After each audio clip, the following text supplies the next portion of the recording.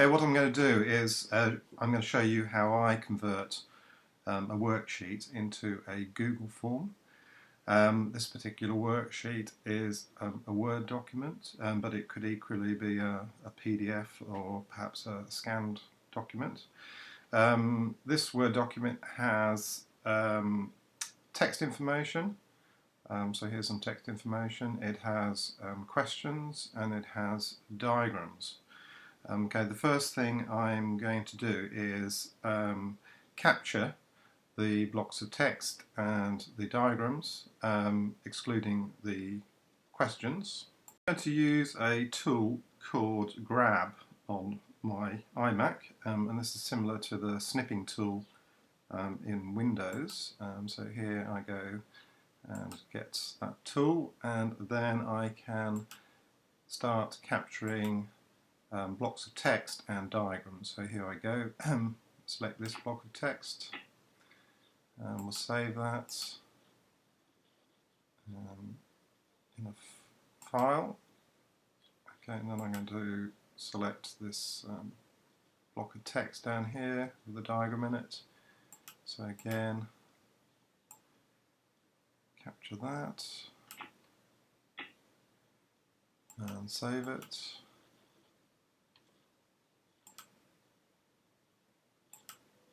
And I just go through the document, just capturing all the bits of text that I need, excluding the questions. Okay, so the next thing I do is I go to my Google Drive and I am going to make a new Google form. So if you go to New and go to More, there's your Google form, select that. Okay, and then we're going to give this a name. So 1.2.1 work and energy. Okay, and then we'll give this, okay, so we've got that same name. And first thing I like to do is to make sure that I'm going to collect student emails because I need to know who's handed work in. So I go to the settings icon up here and I click on collect email addresses. I'll save that. And then you can see that the first thing that the student is going to need to enter is going to be their email address, so I know who's done the work. You may also like to maybe collect student names. Okay, so I'm going to put a question here, student name, and I'm going to make that a short answer, and I'm going to make it required, so the student has to put their name in as well. So now I'm ready to start assembling my Google Form quiz. Okay, so if we go to our original document, the first bit is a block of text, okay, which I took a picture of, so we can insert that. So after this introduction here, we're going to put add image, this icon here, and I'm going to browse and I'm going to choose my first image, which is that block of text. Okay, and then it puts it in there. And then if we go to our document, the next bit is a question, my first question. I'm going to select that, just the text from that, copy it, and then after this I'm going to put my question in. So you choose this icon, add question, and it's my question number 1, paste it in there. Now it's a fairly straightforward question with I can make up several answers, so I could have a multiple choice. There's other options as well. We could have maybe a drop down. I'll choose a drop down for this one, and then I can put my options in here. Okay, so the correct answer is Newton meters.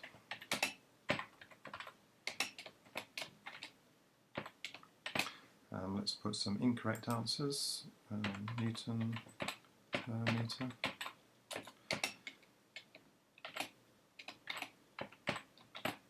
And perhaps meter per Newton.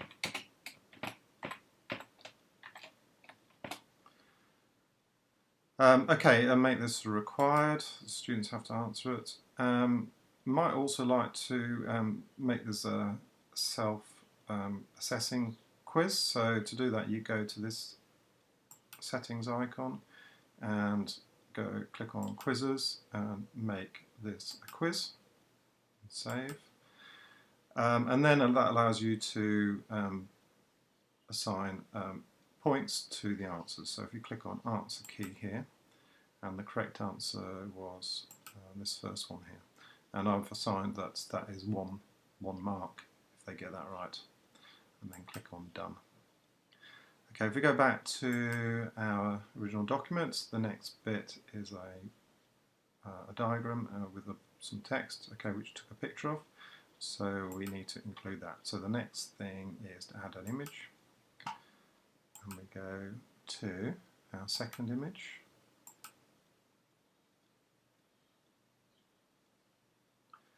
Okay, inserts that, and then okay. So under this block, we're going to have a look what comes next. We have a question, so I'm going to select question number 2 and insert that as a question.